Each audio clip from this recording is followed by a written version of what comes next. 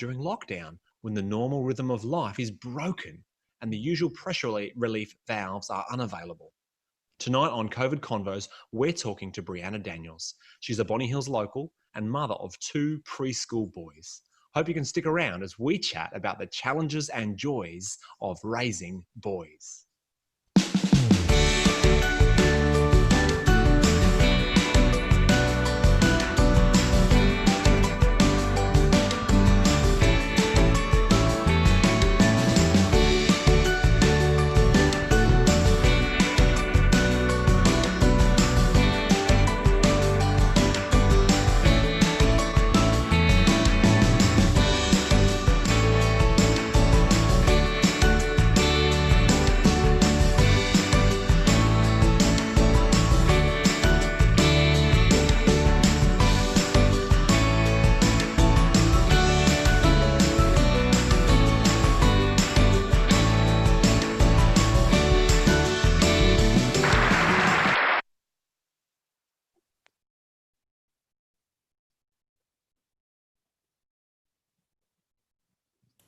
Let me try that again with my microphone on. Well, good evening and welcome to COVID Convos. My name is Steve Watt. I'm so glad you could join us tonight. This is a show about the lives of ordinary people on the mid-north coast of New South Wales during the pandemic of 2020. In each episode, we discuss what life has been like these past few months and consider the difference that faith in Jesus has made. COVID Convos is brought to you by ReDiscover Jesus, a partnership between local churches on the mid-north coast. Our aim is to promote conversation about the things that really matter in life and the difference that faith in Jesus makes. As we broadcast our conversations, we hope that you'll also get into conversations with people you know, and perhaps there's someone you'd like to invite to watch the show tonight. At any point, you can click on the share button and invite them to watch with you. Now, my co-host needs no introduction, but I'm going to give her one anyway. She's an amazing cook, an amazing listener, and an amazing dog owner. Would you please welcome Kirsti Purse? Hi, everybody. That's quite a big rap, Steve. I don't know. Look, I got some of your cooking last week, and it was excellent. Okay, thank you very much. Look, how was your long weekend? Well, it was beautiful, actually. I stayed here because I couldn't go away, and I was quite amazed at the number of locals who stuck around but enjoyed the outdoors, and also the numbers of people who came up from out of town. I went for a couple of walks to sort of out of the way places and was quite amazed at how many people had come up from Sydney to enjoy the time here. It was beautiful. Yeah, I was down at Nobby's Beach in Port Macquarie, the dog beach, and there was just a constant stream of people going past the whole time. Yep. And I went up to Point Perpendicular, which is not usually that busy, and Bago Bluff, and there were a remarkable number of people. So everyone was very happy to be out. Yeah. Do you think that was a good thing or a bad thing? Oh, I think it was fantastic. I mean, it was beautiful weather and everybody's very happy to be enjoying the outdoors after being stuck inside. And just being able to enjoy being with other people, I think, and have that sense of community. It was great. Yeah, I imagine a lot of cafe and restaurant and hotel owners are feeling pretty happy this week after a good weekend of business last weekend. Very much so. And this weekend, the numbers can increase again. Yeah, I saw that in the ABC today, that it's up to 20 people in your home. Yep, that's right, as of the 13th. Yeah, wow. I almost can't imagine having 20 people over to my house all at one time. Happening at my place on Saturday. There you go. All right, well, it's time to begin the conversation. Tonight, we're discussing the challenges and joys of raising boys during lockdown. Our guest is a Bonny Hills local. She went to North Haven Public and Camden Haven High and has lived in the area pretty much her whole life. She doesn't play sport, but she loves watching the Tigers in their NRL. She tries to get out and about in nature as often as she can, and that includes taking her boys and her German Shepherd swimming as often as she can down at Sharky's Beach. And if you don't know where Sharky's is, well, you're clearly not from Bonny Hills. Would you please give a warm welcome to Brianna Daniels? Hi, Brianna. How are you? Welcome to the show. Hi, Steve. Hi, Kirsti. Hi, Brianna. Great to be talking with you. My apologies. Please, after you. Just great to be talking with you both. Yeah, if there's time at the end of the show, Brianna, are you happy to take questions?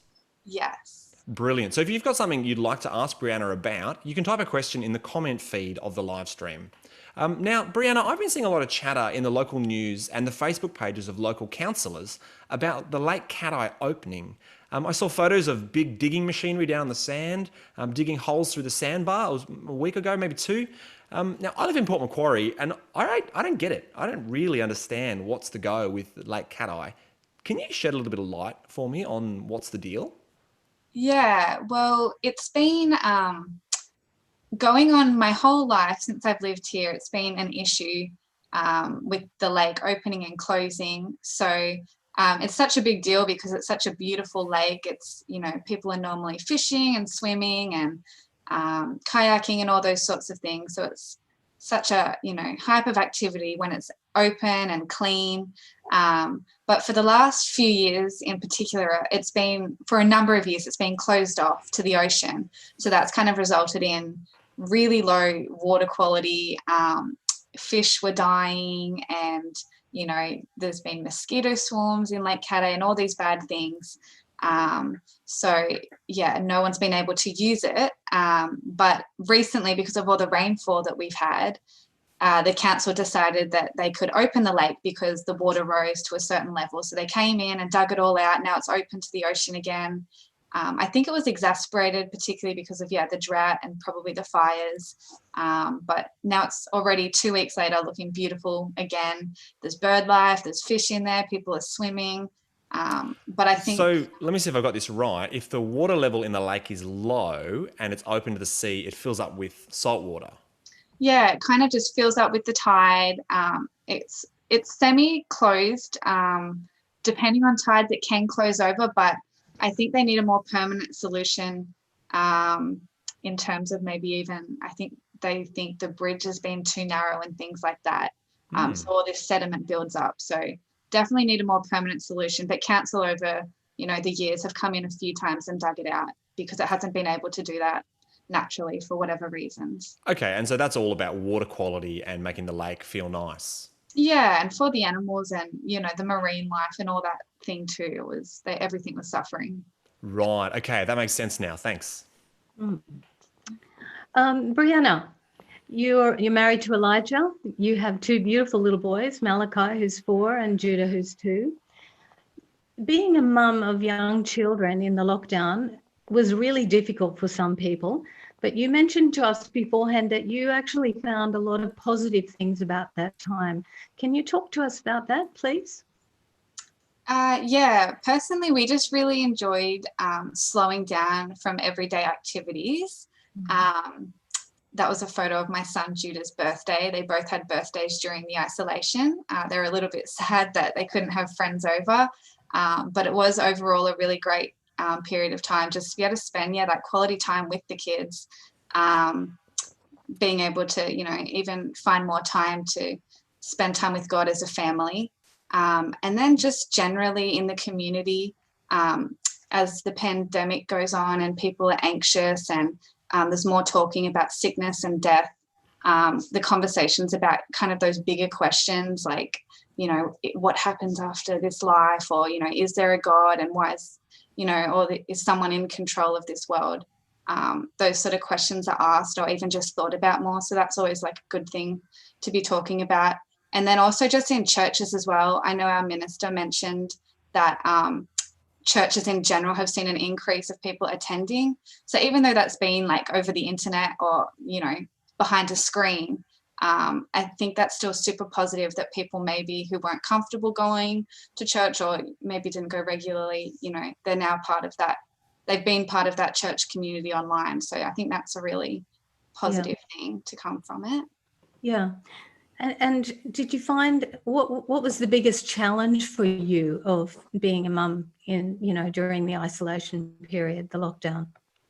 Yeah, well, I understand, especially I've only got, a 2 and a 4-year-old. So other mums and families with, school age kids who had to juggle that homeschooling and other dynamics that went with that, I can understand how that would have been a real challenge as well.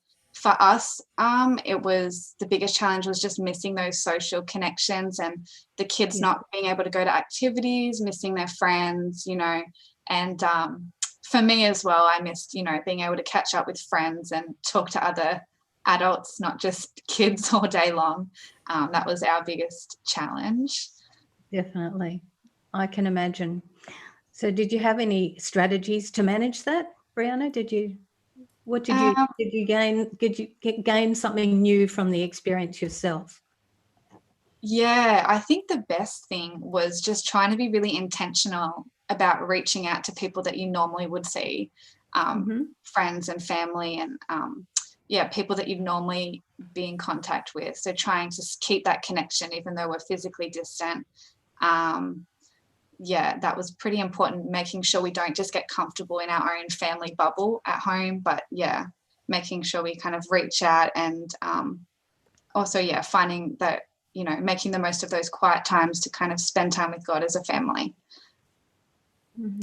And what do you think you've learned about yourself and your husband and your kids since the start of April?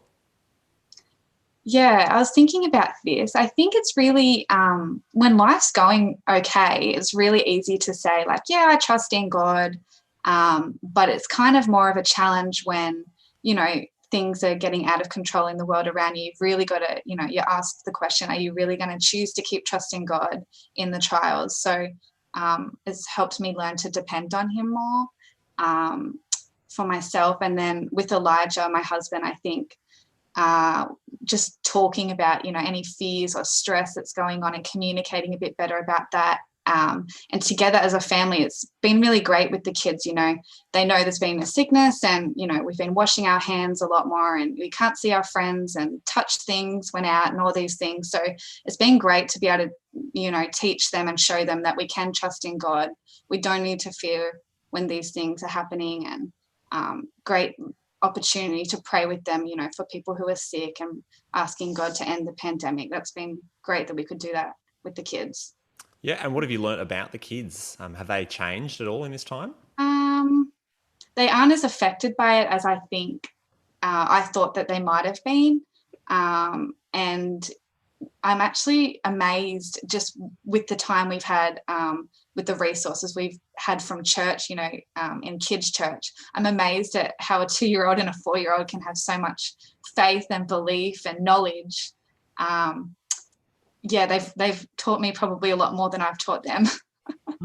That's great to hear. Kids are amazing, aren't they? How they cope with things being a bit strange. They can really bounce back and really surprise you. Yeah, definitely. Is there a favourite moment? Probably their birthdays, because initially, especially Malachi, was quite upset that he couldn't. We planned a Paw Patrol party, and he was quite upset that we couldn't do that. But it was a really special day of just, putting party hats on our teddies and just having, cake together, even though we weren't with his friends. It was just a really nice time. That sounds lovely. Yeah. Brianna, it sounds to me like you cope remarkably well as a mum of two in that situation. You grew up in the Camden Haven Anglican Church, Brianna, but you stopped going when you were a teenager. Would you mind just sort of unpacking that part of your life for us a bit? Yeah. It wasn't a sudden kind of, I woke up and decided to stop going to church. It was a really gradual drifting. I was around 15, so I didn't have a lot of friends who were Christians. All my friends at school weren't anyway. And I really just wanted to keep up with what they were doing and fit in there. And that kind of just resulted in me. And I didn't want to follow Jesus. I wanted to do what I wanted to do. So I just, wasn't reading the Bible. I wasn't growing in my relationship with God, and just gradually stopped going to things like youth group and church over, it would have been a period of time. But before you know it, I was going in the opposite direction. Now, if you're listening, sorry, Kirsti, I cut you off there. Please continue. All right, go ahead, Steve. I was going to say, if our listeners have questions for Brianna, don't forget to type them into the live stream comments. Now, Brianna, Bonny Hills is one of the greatest places on the planet. I don't think anyone would argue with that. But you left for a while. Why was that? Yeah, I agree. But I had just finished the HSE, and I wanted to just kind of a ticket out of home. I went down to Melbourne to study nursing. Yeah. So Melbourne's a great city. Which part of the city were you in? I was in the northern suburbs, so out at La Trobe University. But Yep. I soon found out I wasn't really ready for studying after the HSC, and I did end up just working in hospitality, and that's where I was dating Elijah in Melbourne. Sure. What was the job you were working? I worked in a Porto chicken in Melbourne Oh, Central. really? That's For amazing. those who don't know, a Porto is Portuguese fried chicken. It's amazing. It was good food. Any chance you can share with us like a couple of secret tips about how to make excellent fried chicken? No, because I was front of counter. Oh, So I wasn't actually responsible for the good food. oh, so disappointing. But that's okay. I'm sure there's plenty of other amazing cooking recipes you can help me out with another time. Yeah. Brianna, it's not an uncommon story to hear that from young people, particularly you move away from a regional area into a big city, and life is a lot tougher. What actually made you decide to come back to Bonny Hills in the end? Yeah, well, after a year, I was only 19 and I found myself pregnant. So my parents basically just said, "Oh, well, you can come home. You better come home, and Elijah can come too." So Elijah and I both decided to come home, baby on the way, to have that support from family, and that was really important to have. So yeah, we just came back to Bonny Hills. Mm-hmm.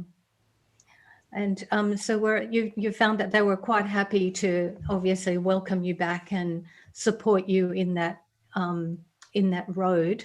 Was that really important to you? Yeah, very. They've been, my parents in particular, they've helped so much and supported us so much. You know, I think having a family, you know, a baby's hard enough, but at 19, you know, I was still growing up, still am. Yeah. So it was, yeah, really a great thing to have. And a solidifying, I imagine, for your relationship with them. Definitely. Yeah. Mm-hmm. Now, when you'd grown up in the area, you'd been part of the Camden Haven Anglican Church. Did you go back there? Yeah, I did. Well, it was, my parents were going every week, so my mum would ask, you know, "Are you coming along to church this week?" And why not? So yeah, Elijah and I we started going back to Camden Haven Anglican when we moved back here. Sounds like maybe just to please your mum to begin with. Yeah, I would say so. Was that difficult? Going to church as someone who kind of obviously doesn't fit the Christian stereotype can be a bit isolating. And I imagine being pregnant and unmarried is not the kind of thing you can easily hide. Definitely not. And I would have been visibly showing by far. So yeah, it was hard to go back. I think particularly because it was a church where I knew people. They had watched me grow up from a little girl. I was very anxious to go back. I felt you know, that feeling of you've let people down maybe because I was part of the youth, the disappointment, and then like just afraid of the judgment I thought I would get from that. And there was a couple of comments that made me really anxious, just like, "You should have been married first," or something like that.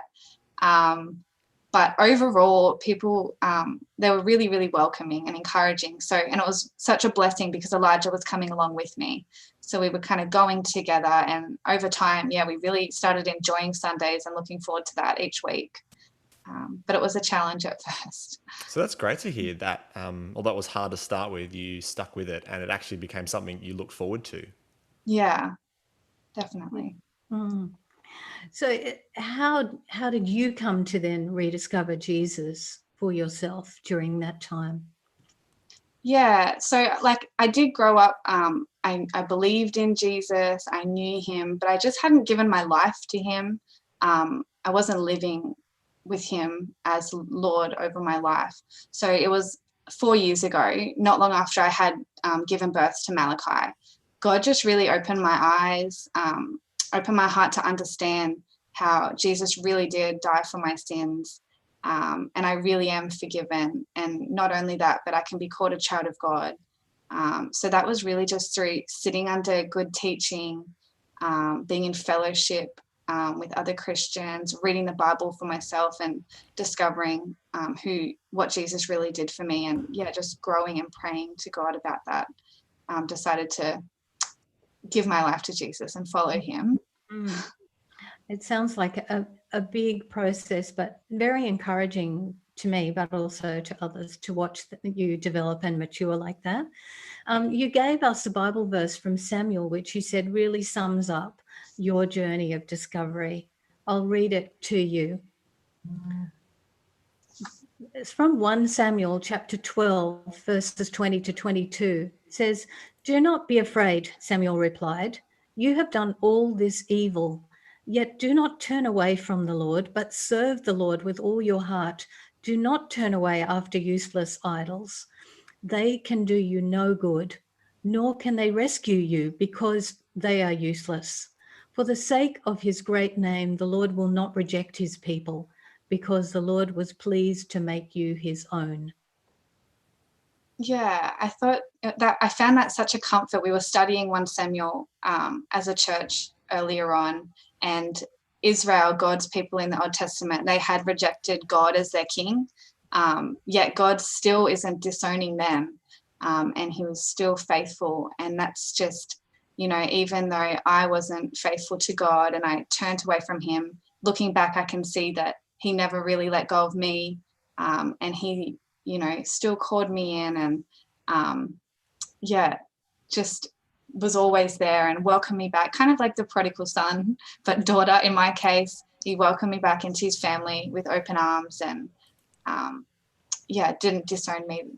I found it really comforting, because particularly being privileged to grow up knowing the gospel, I guess that came with a lot of guilt, that I did walk away from that and not follow. I rejected Jesus as my king. So that was just a really comforting verse to know he hasn't rejected me.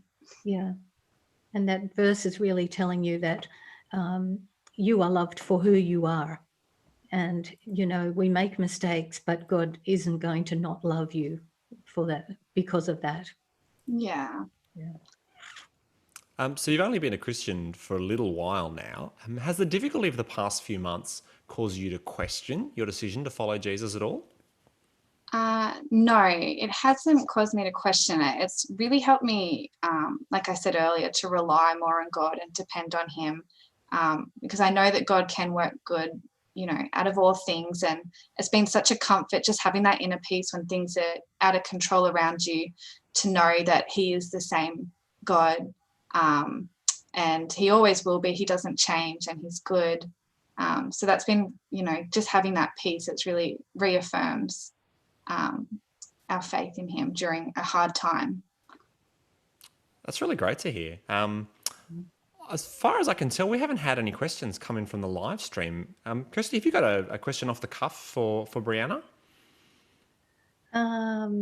Well, Oh, actually, no, my producer has just sent us one, actually. okay. Eliza asks, what made you resolve to go back to church when you knew you might be judged? I think initially it really was just to please my mum. I probably felt like I had let them down. So that was something I could do maybe at the time, to please them with doing that. And I guess I wasn't searching for God, I wouldn't say, but something deep down, when I lived in Melbourne, my mum sent me down a Bible for my birthday. So this is when I wasn't part of any church or anything. I would occasionally just kind of be like, oh, I should read that, or I'd read a little bit. So I think I really resolved in the end to go, because I was, looking for God, but not realizing it, if that makes sense. And as someone who's been on the kind of the receiving end of that, slightly kind of, feeling a bit uncomfortable coming into church, have you got advice for Christians in our region about how they can do a better job of making people feel welcome when they walk in the door? Yeah, I don't know, because overall everyone was really welcoming. I guess pointing out the obvious and making it feel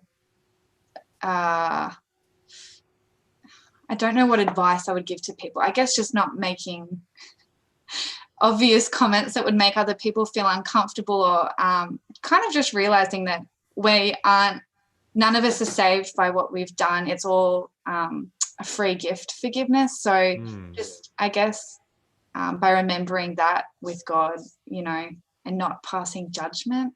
That's hard to. Sorry, I don't think I answered that very That's well. a great answer. Don't be Captain Obvious. Maybe. And absolutely, what you said is perfect. And there's one more question that's come through for you, Brianna. Why do you think more people are checking out church online? In my experience, the people that I've talked to, I think it's been a comfort thing. Maybe people that don't know anyone in a new area. For example, I can give my sister, she grew up in the same church as I did and hasn't found a church yet in Newcastle. So just that comfortability of being able to log on, not really knowing anyone, but still being a part of that, a community and hearing God's word. That's been maybe just a really comfortable thing to do behind a screen. And I guess maybe it's been talked about and a bit more available for people that normally wouldn't be around church. It's been, a lot of churches are now doing things online that maybe they weren't before. So it's kind of reaching more people, maybe. That's just my thoughts. I'm not really. That's great. I know a few people that the idea of walking into a church building is quite intimidating. So the idea of being able to log on and check it out anonymously without having to meet people is quite appealing for people. Yeah. Yeah. Well, look, Brianna, this has been so much fun. Sadly, we're out of time. Thanks so much for joining us. It's been a real pleasure chatting with you tonight. Thanks so much. Thank you, Brianna. And thanks for being so open and honest, and for sharing, the good bits and the difficult bits with us. We really appreciate it. You're welcome. Well, next time on COVID Convos, we talk with Renee Shahida. She's a clinical psychologist who's moved to Port Macquarie relatively recently. We're going to discuss things like Zoom fatigue, the potential long-term impacts of lockdown, and hopefully much, much more. I really hope you can join us. That's going to be going live on Sunday afternoon, Sunday, June the 28th at 3 p.m. Thanks. See you next time. Thank you. Bye.